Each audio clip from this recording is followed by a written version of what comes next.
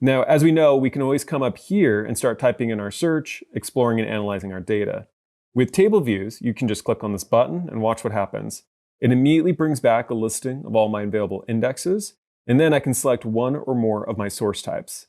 After I do so, it's going to pull back a listing of all of my different fields, and I can select whatever fields I want to analyze at this time, or again, I could have selected all of my fields, and away we go.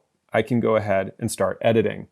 Now, it's going to immediately try to give me visual indicators when there's data quality issues. You can clean those up. It's even easier with our summary view. It'll show it to you all in a card format, and you can see anytime something's in the red.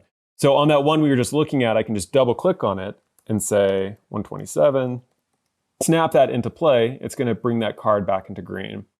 Now, that's not all that you can do here though.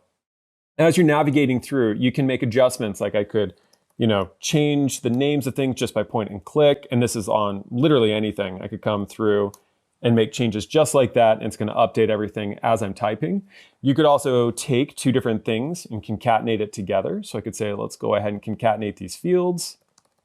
This is our new field that we've created here on the side. And then I could also come through and even extract things right from out of here. So I could say, let's go ahead and extract a field out of this.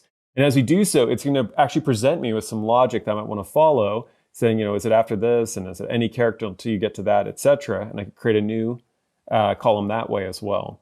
Now, you have quite a bit more inside of here. So if you wanted to, you could run stats commands.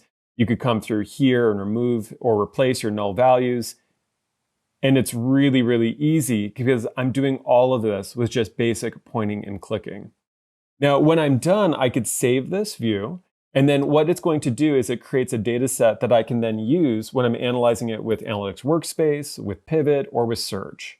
But the other thing is maybe I don't even hit save, and instead I just look over here and I can learn how all that SPL was written, and I can open it right up inside of Search.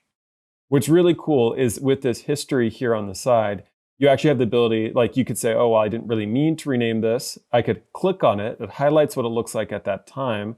And then I could say, great, let's just remove just this one command. And so you can go through here, take a look at what the data looked at different points, and you can also make changes, and you could even insert new things. So I could say, well, in this history, I actually meant to call this host 3 or something like that. And you can see it's inserted that action right at that spot.